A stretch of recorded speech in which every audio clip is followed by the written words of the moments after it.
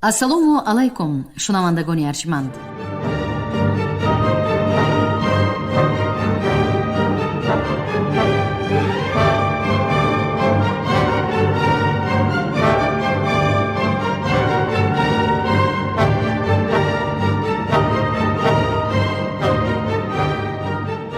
ба таваҷҷӯҳи шумо гуфтор аз силсилаи хониши адабӣ. қироати китоби президенти ҷумҳурии Тоҷикистон муҳтарам Эмомалӣ Раҳмон «Тоҷикон дар оинаи таърих аз ориён то сомониён».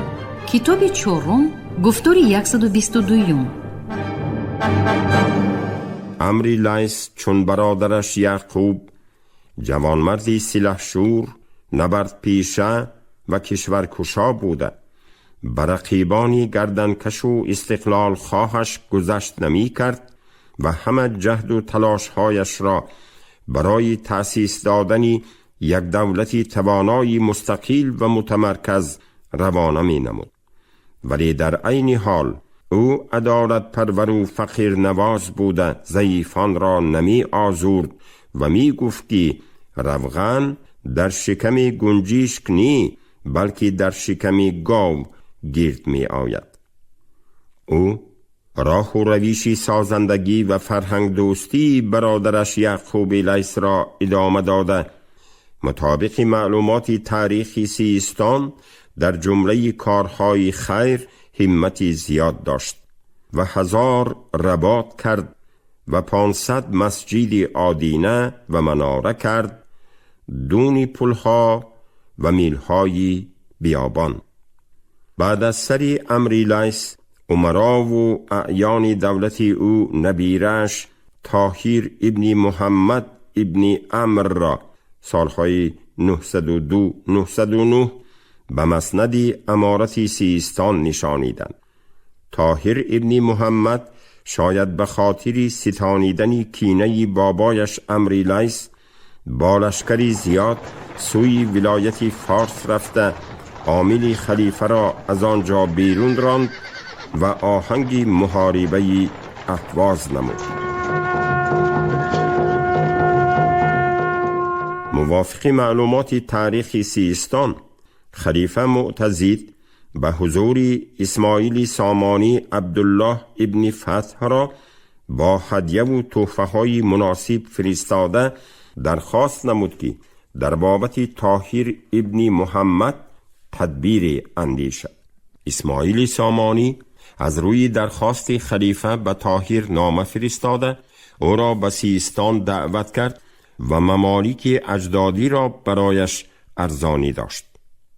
طاهر ابن محمد با پیشنهاد اسماعیل سامانی به سیستان بازگشت و به مسند حاکمی نشسته قدرت سابقه دولتداری صفاریان را دیگر برقرار کردن نتوانست و شاید از همین جهت بود که او روز و شب به شراب و لوح مشغول شد.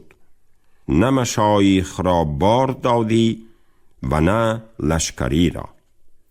و مشغولیت پسندیده‌اش کبوتربازی بود و تماشا و انتخاب اسپان و آراستن ضیافت و بزم و نشاط. در عهد دولتداری طاهر ابن محمد در ولایت سیستان اختلاف‌های مذهبی از نو بالا گرفته، گستاخی و تندروی پیشوایان مذهبی تعصبگرا می افزود. ولی طاهر ابن محمد و برادرش یعقوب اختلاف‌های سرزده کشور را به حال خود واگذاشته، مشغول عیش و عشرت و فسق و فساد بودند و خزینه گرد آورده پدران را بی برکش خرج می کردند. در نتیجه خزینه دولت خالی گشته قدرت آن روز تا روز می کاهید و جبر و ظلم بالا می گرفت. از اثر همین بی سر و سامانی ها، مناسبت سبکری نام یکی از غلامان عیار پیشه امری لیث در زمینه مناقشه با برادران طاهر و یعقوب تیز و تند گشت و شاید با دستگیری و هدایت خلیفه مکتفی بر ضد آنها لشکر کشید. در جریان محاربه سال 908 سپاه طاهر مغلوب شد و سبکری گردنکش او و برادرش یعقوب را اسیر کرده به بغداد فرستاد. همین طریق سالهای 908 909 عمری نچندان طولانی دولت صفاریان خاتمه یافته، سرزمین آنها به قلمرو سامانیان همراه گردید. قدرت و نفوذ دولت صفاریان تقریباً 40 سال ادامه یافته باشد هم آن نقشی بزرگ و فراموش نشونده در عرصه تاریخ گذاشته، بعد طاهریان آیین دولت و دولتداری و مستقلیت ملی خراسان را چند زینه پیش برد و نهضت ملی و آزاداندیشی و حرکت‌های استقلال خواهی را در میان نیاگان تاجیکان و دیگر اقوام ایرانی تبار پایدار ساخت. دولت صفاریان در صف خود اساساً نمایندگان مردمی عوام، جوانمردان و عیاران عدالت پیشه، کاسبان و هنرمندان بیدار دل، کشاورزان و زمینداران خرد، فقیران و غلامان ستم دیده و دیگر طبقه های پایانی جمعیت را گرد آورده، نظر به خاندان طاهریان، اصالت ملی، کوشش های استقلالیت خواهی، غایه های آزاداندیشی و حرکت های وطن دوستی و وطن پرستی را بیشتر پشتیبانی و حمایت می کرد.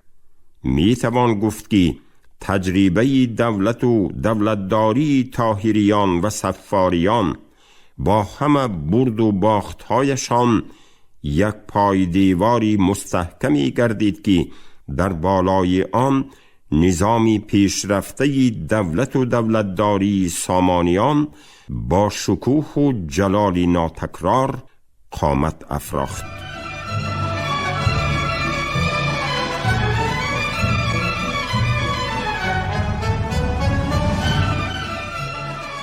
احیای زبان و فرهنگ و سنت‌های ملی در عهد طاهریان و صفاریان و اهمیت تاریخی آن در تشکل من بعده ملت تاجیک.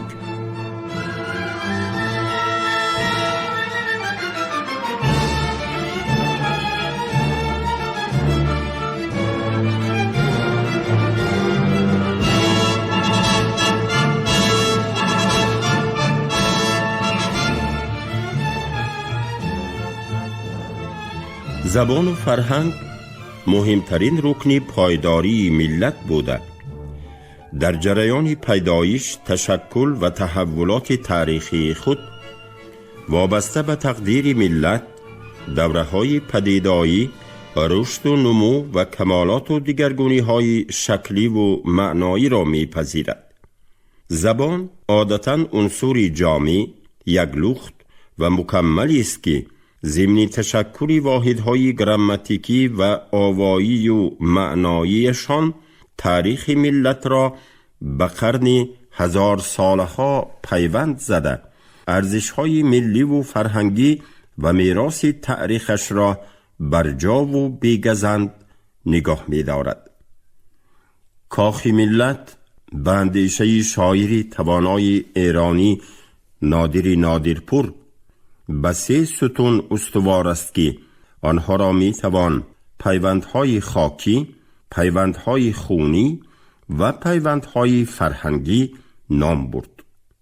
اولاً ستون پیوندهای خاکی از تقدیر تاریخی و حدود جغرافی مشترک و فضای دولت عمومی وابستگی دارند که آنها در مجموع خاطره تاریخی و قومی، مرز و محل سکونت و طرز اداره و نهادهای اقتصادی و سیاسی جامعه را فراهم می آورند. ثانیاً ستون پیوندهای خونی از ریشه، نژاد و تبار ترکیب می یابد که آنها واحدهای جامعه بشری را با عمومیت و فرقیت‌هایشان پدید آوردند.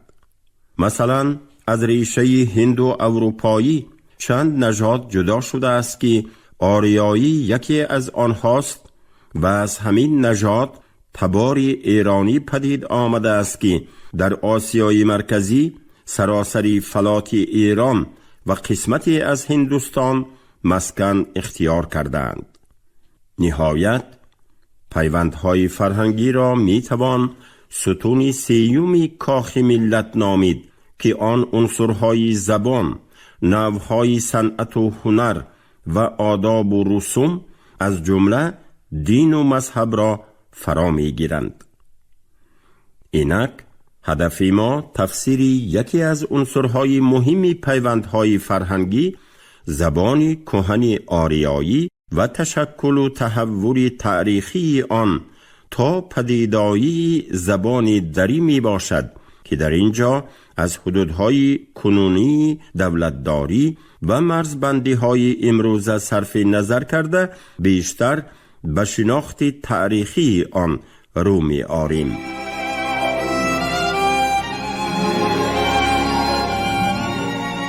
مختصری از قضیه زبان آریایی و تشکل زبان دری. پرسیده نیست که در تاریخ علم زبانشناسی امروز اصطلاح آریایی به صفت نام اتنیکی و نام زبان قبیله های هند و ایرانی استفاده گردیده. به عباره دیگر مفهوم زبان قدیمه و مشترک قوم های آریایی ساکن حدودهای آسیای مرکزی، قسمت شمال هندوستان و فلات ایران را افاده می کند.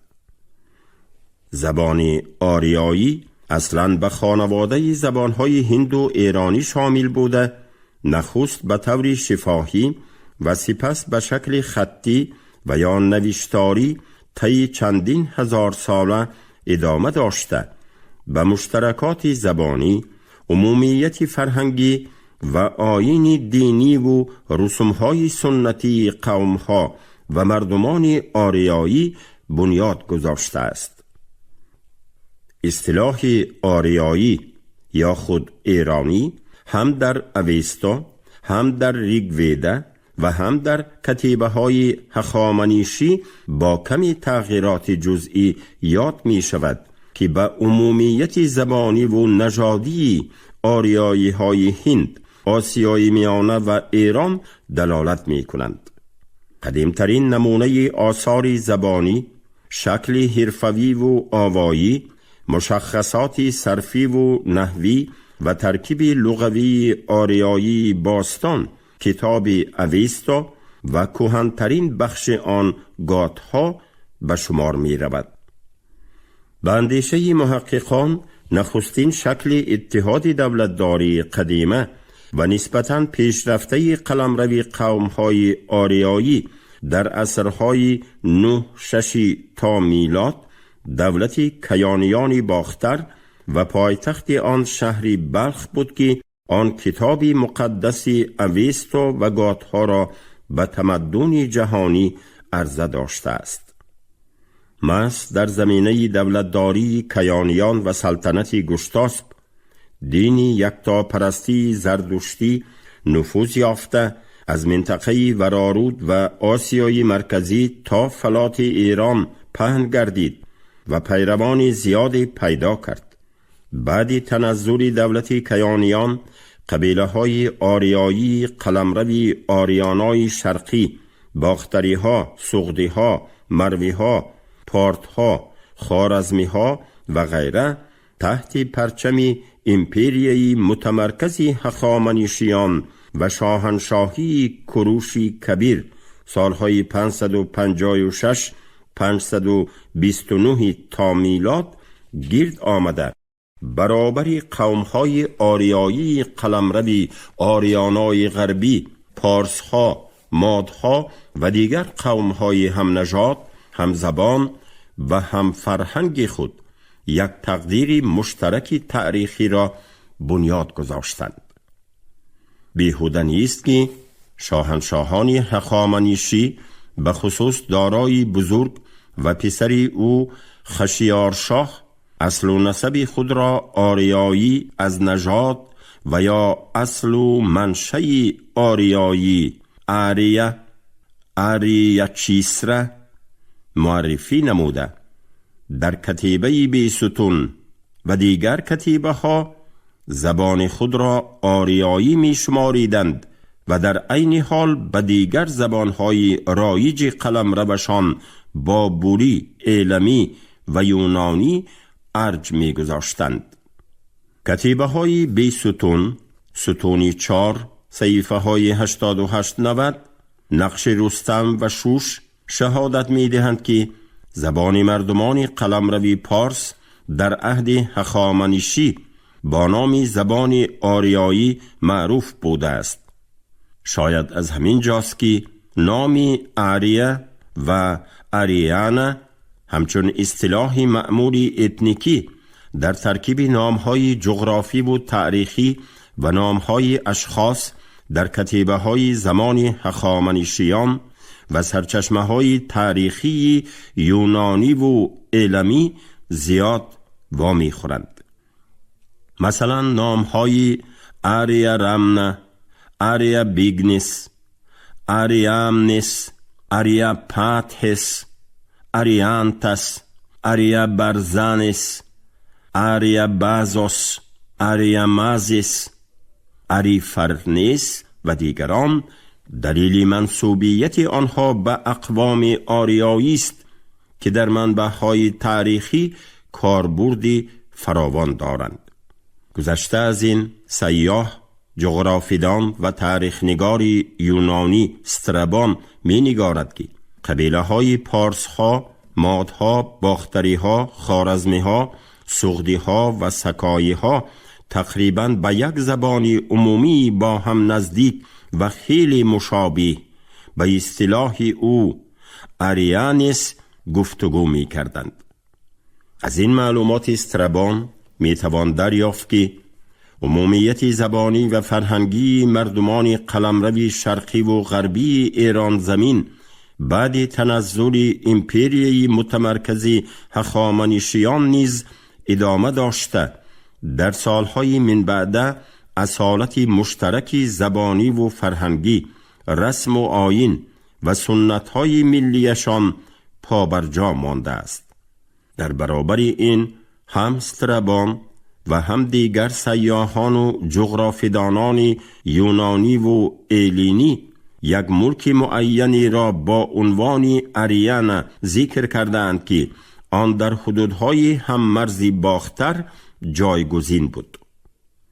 برای اتحاد، همگرایی و تشکل من بعده اقوام آریایی به خصوص در عهد دولتداری دارای بزرگ شرایط مساعد پیوندهای خونی، پیوندهای خاکی و پیوندهای فرهنگی به قول نادرپور فراهم آمده.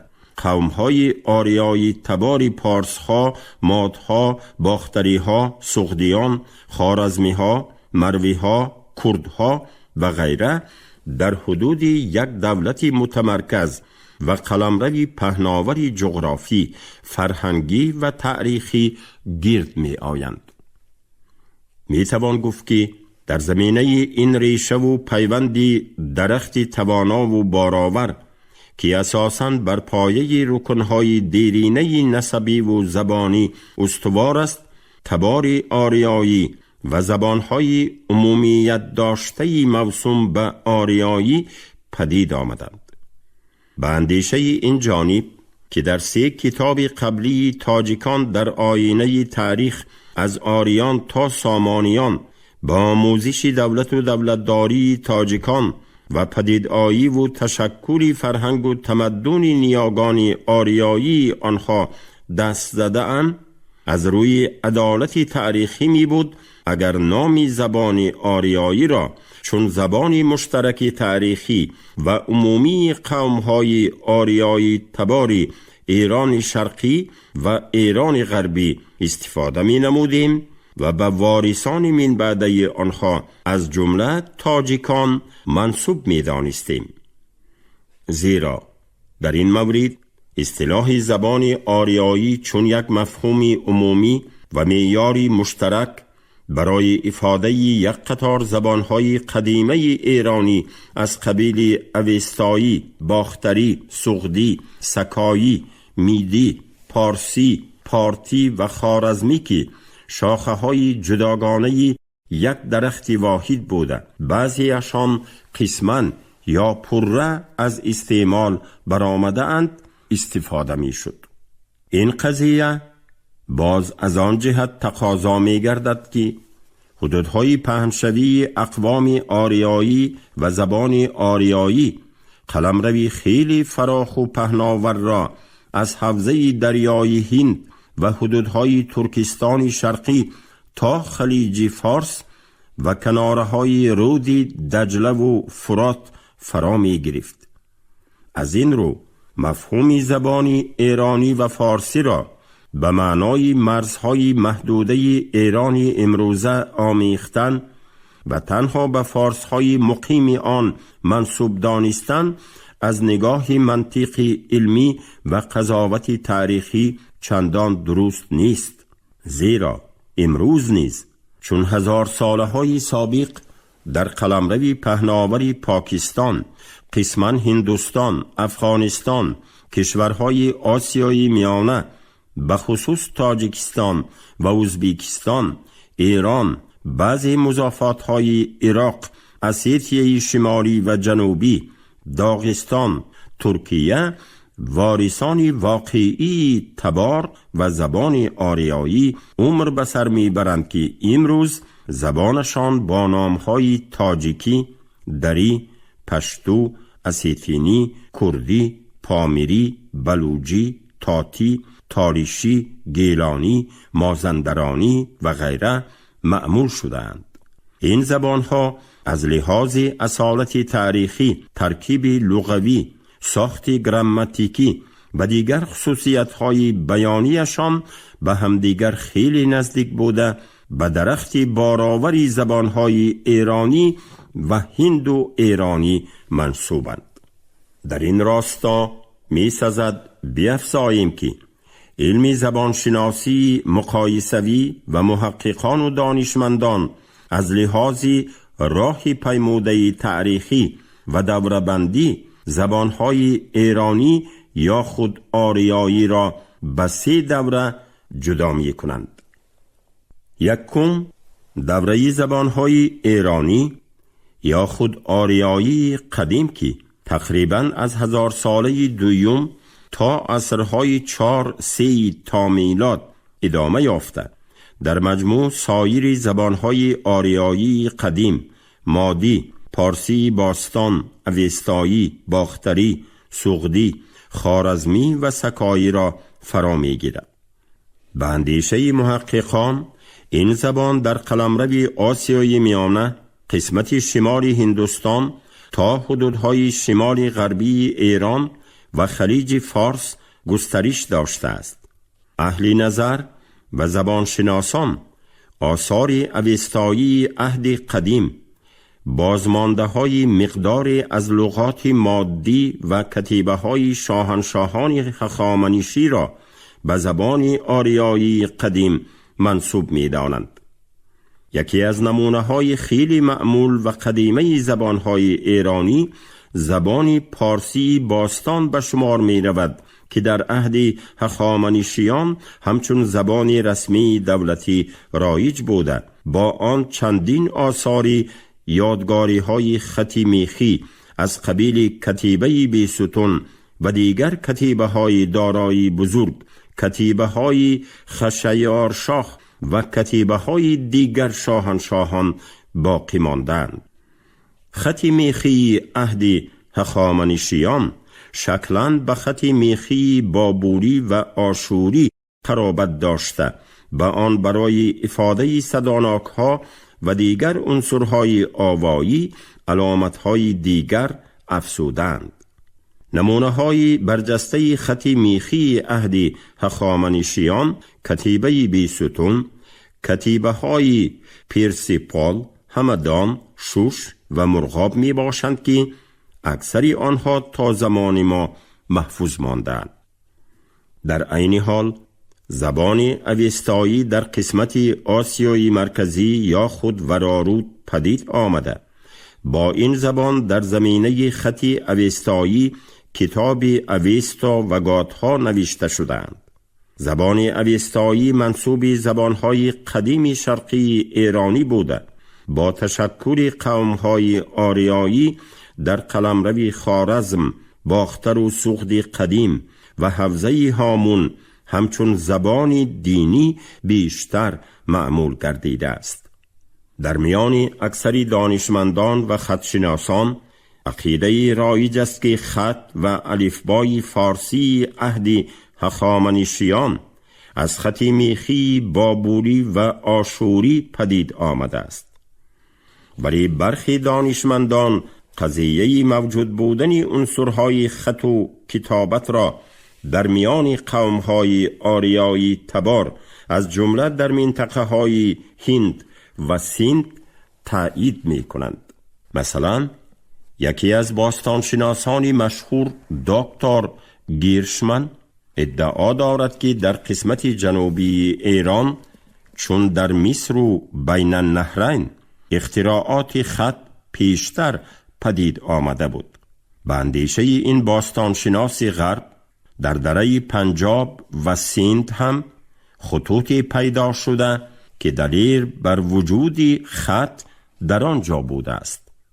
اما به طور قطعی نمیتوان تعیین کرد که منشأ اصلی خط از کدام یک از این نقاط است، ولی احتمال اختراع خط را میتوان به این 4 سرزمین یعنی جنوب ایران، دره سیند، بین النهرین و مصر داد که به نظر من احتمال اختراع خط در جنوب ایران بیشتر از سایر نقاط است.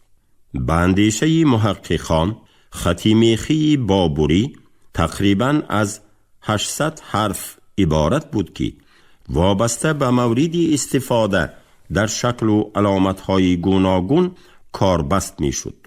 ولی خط میخی فارسی تنها از 36 حرف ترکیب یافته در مجموع هنگام افاده کلمات و جدا کردن آنها 42 حرف استفاده می‌گردید. افضلیت و برتری خط میخی فارسی از خطهای بابلی و آشوری در آن بود که این خط ترکیب الفبایی داشته در زمینه تلفظ آوازهای همصدا با صداناک ثبت میشد. در عین حال میتوان گفت که در قلمرو هخامنشیان بغیر از خط میخی در امور اداری و دیوانداری خطهای علمی، اکدی، آرامی و یونانی نیز استفاده می‌گردید.